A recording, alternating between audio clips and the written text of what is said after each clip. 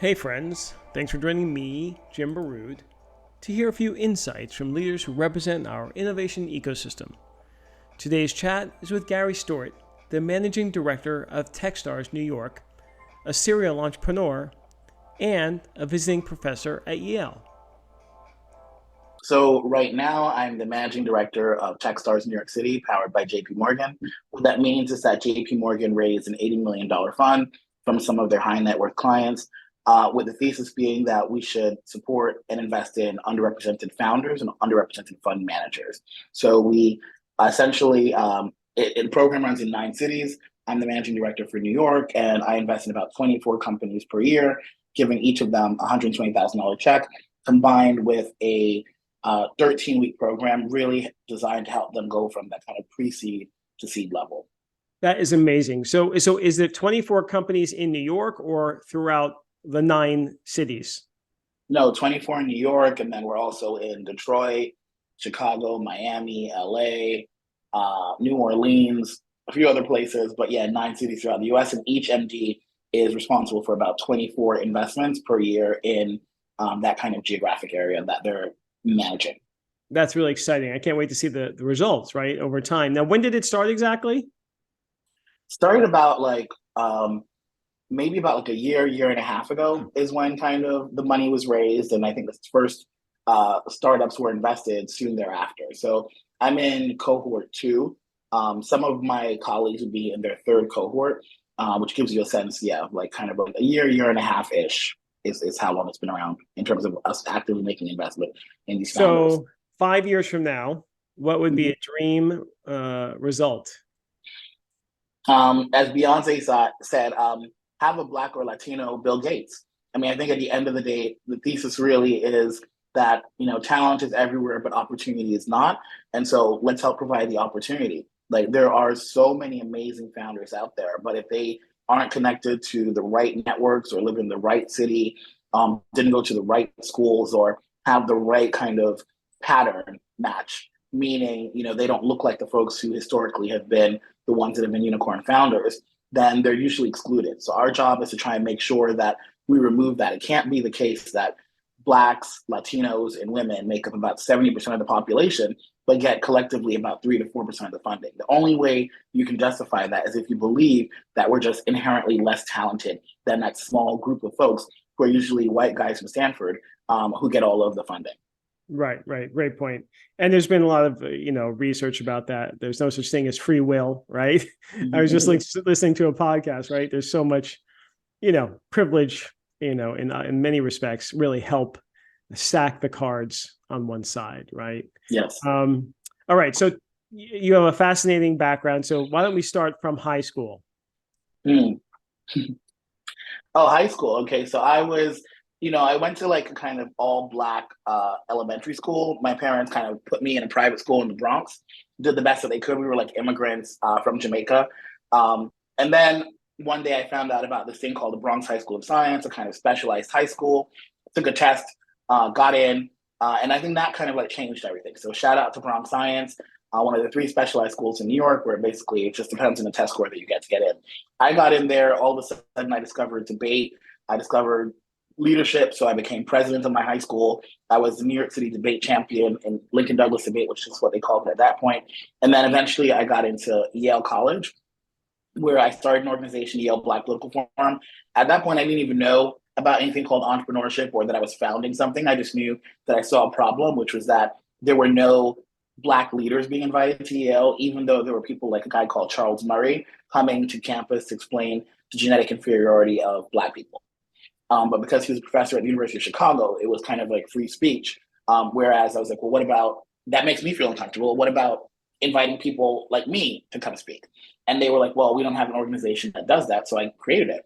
And that was kind of like my first bit of entrepreneurship.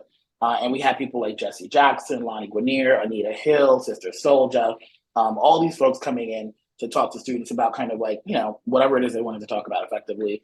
And it was really cool. The university gave us some funding for it. So I guess they were kind of my initial seed investors or pre-seed investors, I don't know. But that's the way we did it. And we did it for about 3 years. And there's a guy now called Jamie Harrison, who is the head of the DNC, the Democratic National Committee. He was actually the third president of my organization. So that was great. Kind of helped to shape some future political leaders as well. And then from there, I went to Yale Law School. So I did well in college, graduated magna cum laude Phi Beta Kappa. Then next thing for me was going to law school. Obviously a good immigrant kid. What else are you going to do? I didn't want to be a doctor, so it had to be becoming a lawyer. Didn't know that anything called business existed or have any interest in doing anything with numbers and stuff like that. That was the way I thought about it at the time. And so went to law school, did well in law school, clerked in DC for the DC Circuit. So that's kind of the second highest court in the country after the Supreme Court. Interviewed for the Supreme Court with Justice Stewart. Was told, oh, you're kind of young, maybe try again next year. And I decided at that point I'd had enough. Time to get off of the hamster wheel and kind of figure out what life really had to offer. And so I thought like that meant just going to London for a year, changing from the law firms that I was associated with, going to London, and that was going to be my kind of like gap year, my 1 year before I came back to America and probably went into teaching or whatever it is I thought I was going to do. And that 1 year became like 22 years because what I discovered, not so much in London, but more so in Barcelona and eventually Madrid and then back to London, was that when I got to Spain, no one knew who I was. So I did 1 year in London, then got them to transfer me to another law firm in Barcelona, and no one knew who I was. They didn't even know what Yale was. They said, "Did you went to jail?" I was like, "No, I did not go to jail. I went to Yale." But it was really good to kind of start from scratch with no one else having any expectations of me or telling me like what I was expected to do, and just being free to be myself. And so that eventually led me to entrepreneurship, because once you're there in an environment where you're kind of rediscovering yourself without other people's definitions or limitations, what I discovered is I didn't really like having a boss. I liked the sense of freedom that came from charting my own course. And so eventually I left the law firm that I was at in Barcelona and then started first an offline real estate agency. And then I discovered that didn't have what we now know as recurrence.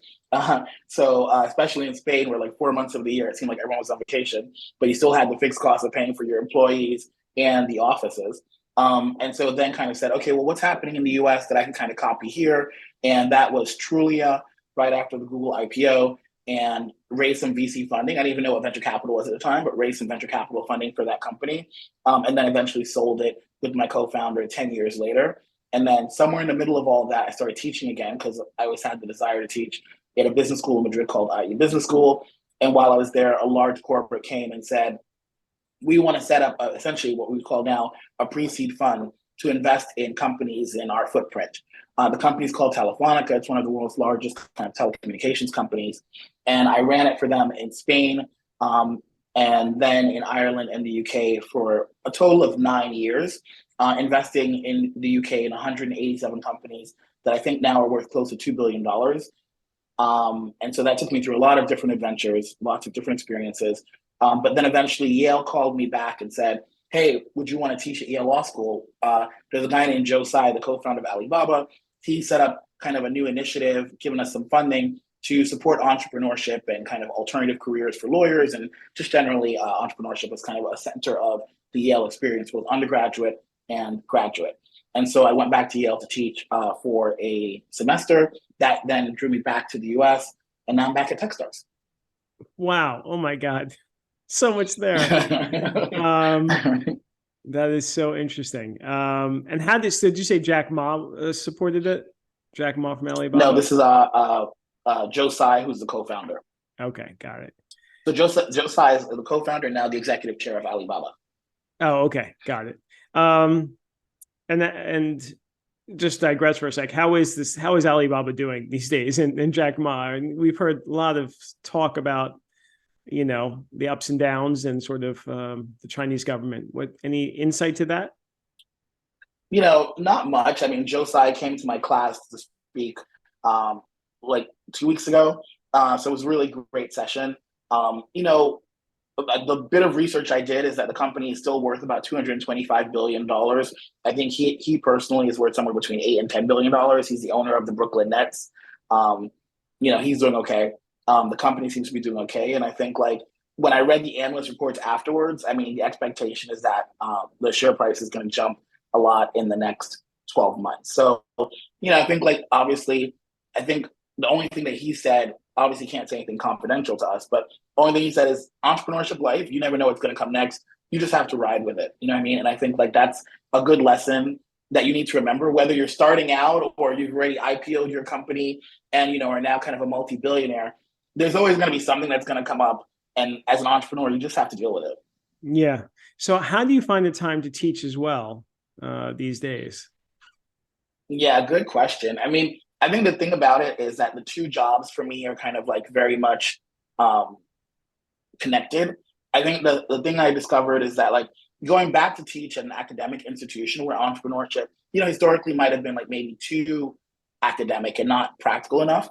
Like hopefully I'm able to bring together both the academic portion, this is what the case studies and the Harvard Business Review articles are saying and this is how it works in the real world and kind of connecting the two things. But I think it is important to have the kind of like academic and theoretical construct of how businesses operate. Because I think a lot of times founders just kind of jump into it without any sort of discipline. So if I look, for example, at being a lawyer, there's no way you can just kind of like start one day and say, hey, I think I want to be a lawyer. And the next day start representing people. And that would be like malpractice. Similarly, you couldn't do that if you were a doctor. You couldn't just one day say, hey, I think I want to be a doctor. Whereas with entrepreneurship, this whole notion that you build the parachute on the way down, I think is very romantic, but I think it's probably erroneous. I think that giving founders a kind of more academic or theoretical construct of what they're doing is probably essential. And I see that in the job at Techstars because founders, a lot of times, even the ones that are getting into Techstars, don't always know what it means to be a venture backable company. They're not even entirely sure about the rules of the game that we're playing because they're too busy building the parachute on the way down without seeing the wider context of what exactly is going on. So I think like the bit about the academia for me is like, it gives you that larger context of how entrepreneurship fits into the economy, how it fits into how it's related to investment banking, who are the LPs exactly, what is it that they're trying to get out of it, how does that all play together then to kind of shape the expectations that we have of founders, et cetera. So for me, it's a pleasure to be able to read through the case studies and to kind of reinforce that academic construct so that I can be more effective with founders. Right. And the fact that you can bring in those guest speakers and bring everything to life is really, your students are very lucky. So look, you've been doing entrepreneurship in 3 different countries over time. And, entrepreneurship, as you well know, as I know, it's there's some constants and some variables, right? Depending on the country. So I was curious, take us through that. I mean, first of all, let's start with Spain. You obviously were there for a long while. How is the culture of entrepreneurship in Spain? Spain was awesome. Like, I love it. It's still the place that I think I want to go back to and retire. Like, there's hardly a better place in the world where you can have such an awesome life. Beautiful people, beautiful culture, long and, historic culture, obviously. I don't know, like obviously great weather, beaches, all of it. I think like the pros of Spain is that like on the one hand, they really want it, right? And so that means that they're really supportive. Like, they went through so many years of a dictator, Franco, so that there's a sense of like freedom and adventurism that I think is kind of like supportive to entrepreneurship, right? The government doesn't always get it right. There's still some things on the laws, like the way they treat limited liability that you're like, okay, what's going on here? Like I thought when you close a company down, like you're free. No. So their legacy kind of concerns of that sort. But on the other hand, like I think that there's a desire to not to restart the company, right? To kind of have a new engine of growth of the company. Obviously, I think in Spain and Europe more generally, they realize that there's a risk that they become this wonderful museum where you can kind of go and see kind of how people lived hundreds of years ago, but they're not necessarily creating the world of tomorrow. The world of tomorrow is effectively being created in the US and maybe China to a certain extent, right? So I think there's definitely that desire. I think the hard part is overcoming the legacy of their culture, right? Which is risk averse, which is no one should stand out too much, which is in some senses, no one should have too much money unless it's inherited. So I think like the business model in a lot of these countries is like wealthy people belong to a certain social class and they probably inherited the money because they belong to the right families, the aristocrats, as opposed to entrepreneurs are the ones that make money and therefore we should be supporting them. I think there is that tension there in a way that it's not like, let's say, in the US. Same thing in the UK. You get to a certain point where it does feel like a lot of the people who are writing the checks or the people who went to Eton and Oxford who are the same people that are running the government. I think like my disappointment with the UK was you get to a point where you're like, can you not see that these people aren't necessarily better at running government or running businesses than anyone else when you look at the state of the UK economy today? But for whatever reason, that's their system. Like they have a monarch and everything stems from there and goes downward, right? So I think like that was a limitation as well. And then coming back to America, it's like, listen, it's not perfect. I don't love the architecture here. I'm not always in love with the fact that everyone wears jogging pants to go everywhere, whereas in Europe they look nice and they're dressed kind of fancy and stuff like that. So I love definitely the culture and the kind of aesthetic of Europe, but I love the kind of the hustle of America. I love the fact that like an immigrant kid like me can come to this country and within one generation, you know, I'm a lawyer, my sister's a doctor, and we're both doing okay, and my parents did okay for themselves as well because it doesn't make a difference as much where you came from as how hungry you are and how much you want to hustle. And I think that my experience is like that's not replicated anywhere else in the world. Right. And we've heard that before, but you're saying that that definitely holds true from what your experience is as far as in Spain as an immigrant, you know, in Spain or, you know, expatriate in UK, it's you just don't have the same opportunities. But isn't that changing? Isn't that getting better? You know, like a good entrepreneur, maybe, but I just don't have time to wait. You know, time is not my friend as an entrepreneur. And so waiting for the system to catch up is not ever going to be in my interest. Like I need to go where I can run the fastest and not where I have to unshackle myself from all of their legacies, right? So that's kind of the way I think of it. My life in London was awesome. I loved living in Spain. Like, I mean, day to day, I probably lived a better life than I'm living in New York. Things are cheaper. You know what I mean? All of those sorts of things. The real estate's better, and it's kind of like so many benefits to living in Europe. The one that's not is, what is it? A rising tide lift all boats. I need to be in an economy that's vibrant. The US is still, what is it, 24% of the global economy? Like, this is the world's superpower. And being in the superpower has certain benefits that you just can't have if you're in an economy that's a very small fraction of the size. Yeah. What I want to digress on culture as far as, you know, you hear about the siesta, staying up all night, as particularly in Madrid. I don't know as much Barcelona, but is that true? What's the reality of that? Um, yeah, I took a siesta. I had a 2 hour lunch. I had wine at lunch. I still have wine at lunch if I can, except around here, everything's like having a sandwich in like 20 minutes. So I definitely like the lifestyle of Spanish culture. I think what people don't usually talk about though is that the workday in Spain would probably be from about 10 to 7. So yeah, you do get like a 2 hour lunch if you want to take it. Not everyone takes it, but your workday is extended. You eat dinner at 9 o'clock, not at like 5 or 6 o'clock. So, you know, I think like Spanish will get a bad rap in the sense that they work less. I think like US workers aren't particularly productive, according to what I'm seeing on CNBC. British workers aren't particularly productive after being in the UK. The fact that people kind of don't enjoy life doesn't necessarily mean that they're more productive, right? I think that Spain has a really good balance of like being productive and enjoying life in equal measure. I think where Spain loses out isn't really about how hard people are willing to work. I think it's, and same thing in the UK, it's about how ambitious people are in terms of like going back to this, you know, we talked about before, you know, if I'm talking to a Spanish founder or a Latin American founder or even a British founder, I'm like, do you believe you can be the best in the world? Or do you believe that you're going to be the best in Spain? Being the best in Spain, as we said before, in a relatively small market, still one of the top 10, 12 markets in the world. But compared to the US, the American is like, I'm going to conquer the world. I'm going to create Facebook. Whereas maybe in Spain, they're like, I'm going to create the Spanish Facebook.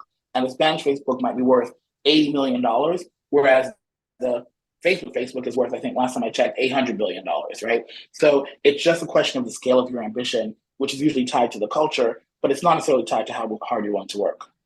Right, right. Now, coming back to the US, you've been at Techstars. What has surprised you about the ecosystem or the entrepreneurship environment? You know, as again, compared to the other countries, but also sort of just what you're seeing during this time. With Techstars specifically, or just like the US? Well, you're seeing it from the perspective of Techstars, right? So Yeah. let's just say that's a sort of um, representative of the country, but maybe it's not. Mhm. Maybe New York is a whole different, animal. Yeah, I would say like first, like when I came back to the US, I mean, in Europe, I'd known of the Techstars brand, but like I think being here just to see like how prestigious it is. I mean, I think like our only real competitor, according to some, charts and stuff, would be like Y Combinator. And so that's a pretty amazing competitor to have. So I think of it like for me in my head, maybe my limited way of seeing the world as like the Harvard and Yale of kind of accelerators, right? They're like the two top ones. There are, of course, a lot of other really great ones as well, but these are the two historic ones with the track records to justify it. In the case of Techstars, 20 unicorns, 109 companies that have generated more than 100 million in revenue or worth more than $100 million. So there's a huge legacy here, a huge network. All of those are really, really great things. I think like what I love about at least the way I'm running the program is a lot of my founders are immigrants. So they're people like me. Whereas I'm not necessarily sure that I saw that. Definitely in Spain, most of the people were like Spanish, and probably Spanish people who were from certain families that allowed them to take risks, right? In the UK, maybe it was somewhere in the middle. But at the end of the day, it's still a lot of like wealthy folks who went to the right schools and that kind of stuff. In the program that we have right now, we have like two Brazilians, two Israelis. Like it is a very international mix, and people are kind of excited about the journey in a way that I don't necessarily think I saw in Europe. Like it's kind of like there really is a self belief that they're going to create potentially the next unicorn in a way that you just don't see in other contexts. I think like people would think it's unrealistic to create a unicorn out of Spain or out of the UK, not because it hasn't happened, but because it happens infrequently, with more frequency now. So that's kind of becoming less true, what I just said. But when you see the companies coming into Techstars, it's kind of like you can see that they really think they're going to be the next big thing. And I think like that level of self-belief is contagious. Yeah, no doubt. Now, what about New York? Now, again, New York has grown, the ecosystem has grown a lot. And as we mentioned earlier, this week is New York Tech Week, and there's 300 plus events. And I know we were both out last night, so enjoying some of those events. Do you see, and there was just an article about AI in New York sort of helping bolster the tech scene. So what's your take about New York as an ecosystem? Is it thriving, compared to others, or what are you seeing? Yeah, it kind of goes back to almost the same thing I said, a little while ago, which is that like, it's clear that San Francisco is the behemoth ecosystem, right? So I think like I have the numbers from like 2 years ago where I think it was like $300 billion in terms of like VC investments. Probably about half of that was San Francisco. But about 50 billion of that was New York. So New York is not San Francisco in terms of like sheer size of the investments being made into startups, but it's bigger than almost anywhere else in the world. I think it's only gone down a little bit over the last year or so. And based on some numbers, people say, well, London is kind of like now tied with New York. I would like to see like what investments in London look like after the kind of like nuclear winter as well. They're using like kind of the numbers when London was like at 28 billion and New York was at 50 and kind of saying, oh, now they're equal. No, London's probably gone down as well. So New York is probably the second biggest startup ecosystem in the world, right? And it has, I think, certain unique advantages that make my job look really cool, which is it's a really diverse city. Everywhere you go, people are from all over, like both in terms of being immigrants, but also maybe their first generation, but they're still kind of diverse. So I think like that's really cool. The advantages of New York relative to other places, it's a cool place to live. Like as awesome as San Francisco might be in terms of being able to, you know, get investments and kind of have a kind of like closed ecosystem that's mutually reinforcing. I still think New York is a better place to live. Like I love New York.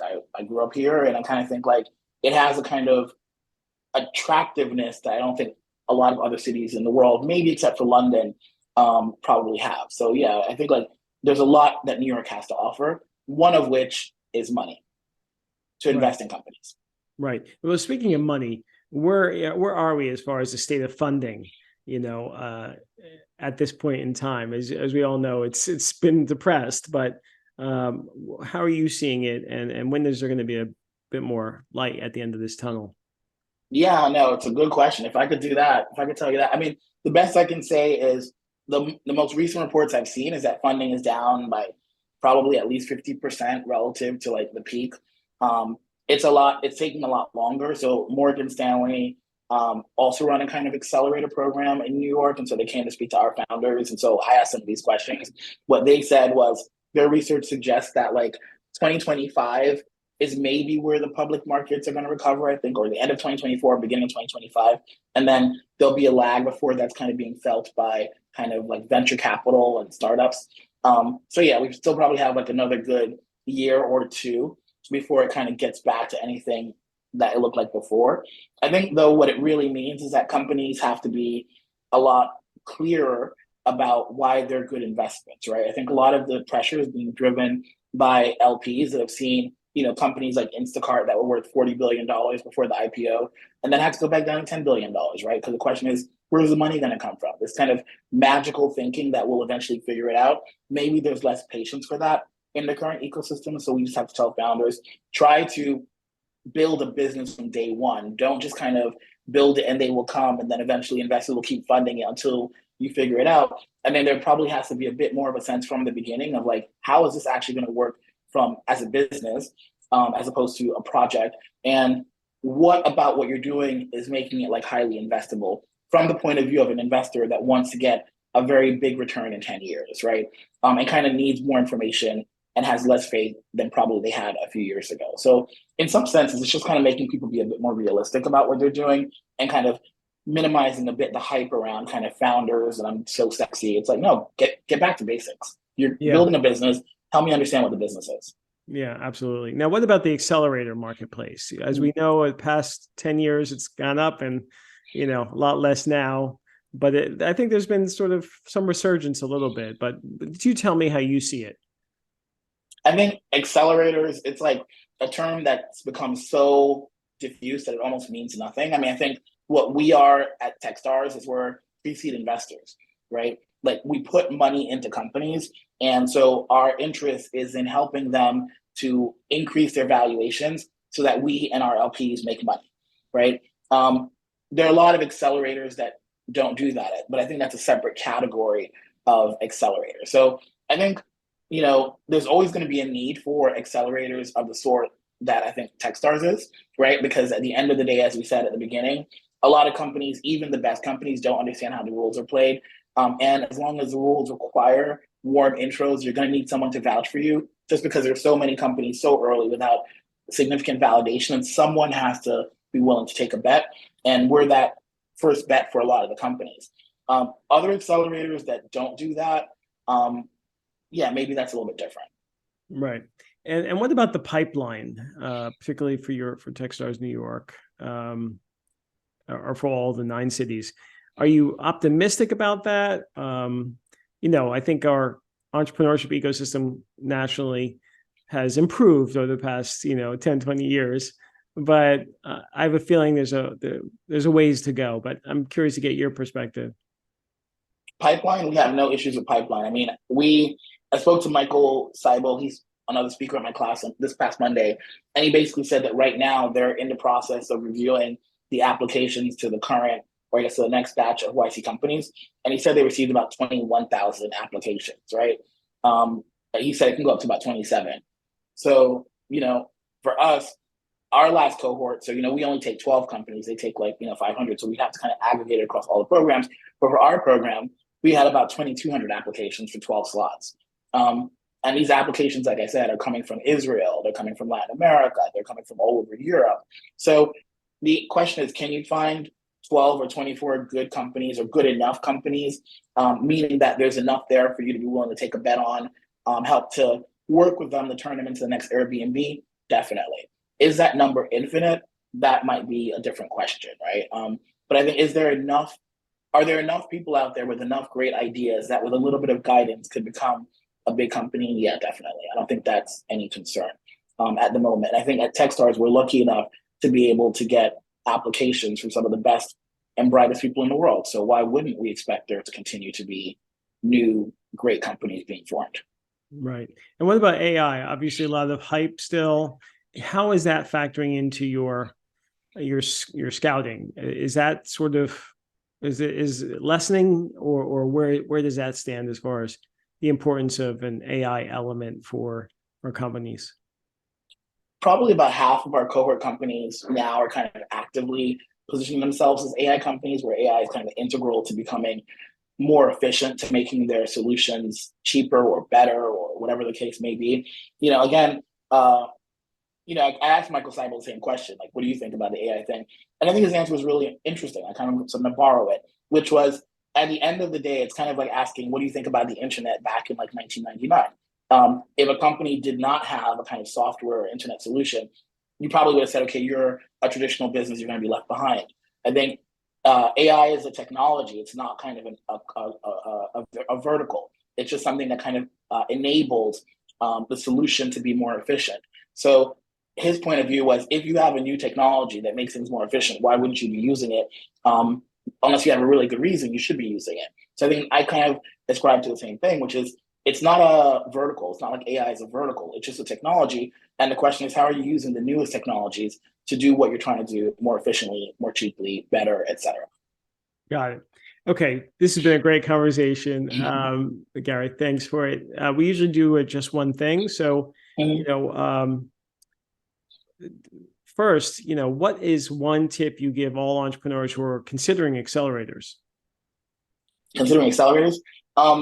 So now I'm going to quote from another one of the speakers in my class, Amir, co-founding partner of Floodgate, who invested as early investors in Lyft and also in Twitter.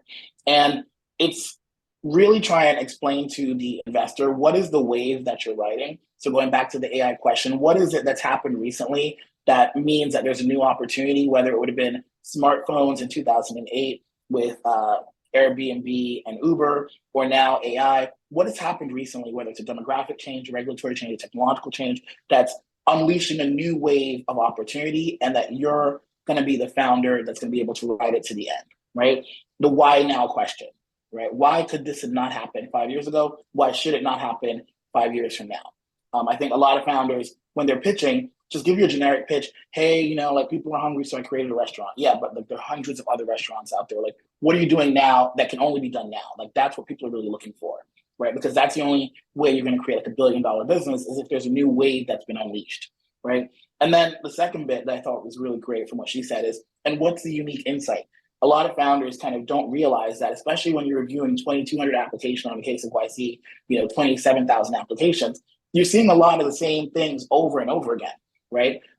They may be slight variations, but it's kind of the same problem and a very similar solution. The question is, what's the unique insight that you have that no one else has, right? And if you can have both things, an explanation of the why now, what's happening now that we need to kind of hurry up and kind of get involved because something has changed, as well as, and why what's the unique insight that you have that no one else seems to have been able to glean?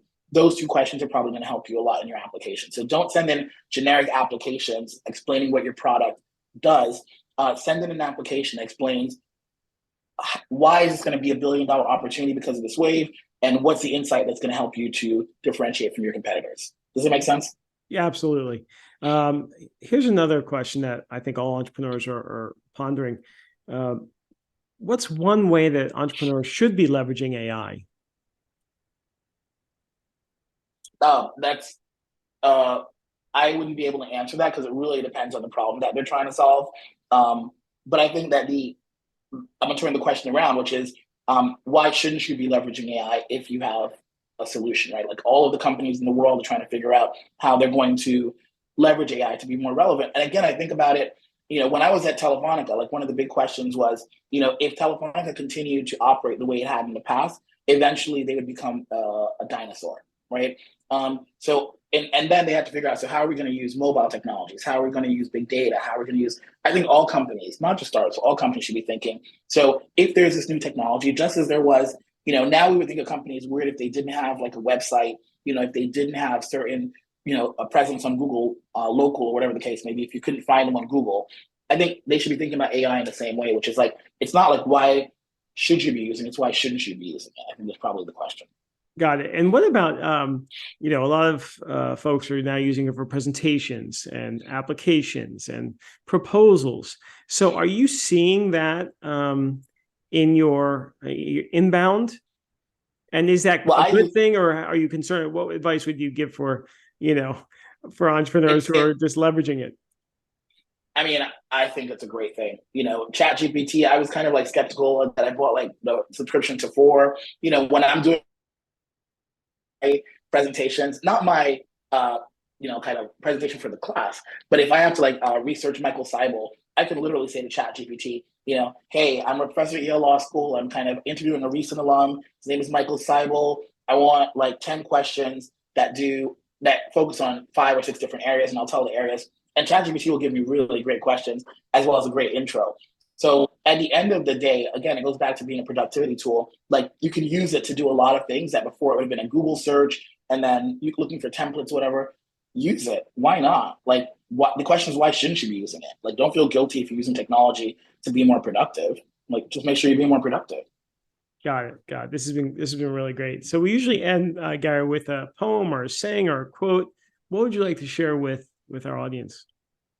Yeah, no. So when I was a young kid, people always said to me, like, how'd you get this like sense of self-belief? And I always attribute it to my auntie Joy, and my parents and family, of course. But this one thing she told me, she's like, Gary, just remember, you're as good as any, you're better than many, and you're inferior to none. Right. And I think like I've taken that through everything I've done, like all of these different countries, changing professions. Every time you're in a room, I'm a Black guy, I'm a gay guy, I'm an immigrant kid who grew up in the Bronx. And I'm always like, it doesn't make a difference. Like, I belong to be here. I belong here. No one is better than me. Right. And I think like that kind of inner belief is essential to anything that you're going to do, but especially to be an entrepreneur. Got it. This has been great. Thank you so much, Gary. I really appreciate it. Thanks for joining us. I hope you enjoyed the show. Please like it, leave a review, and subscribe. See you soon.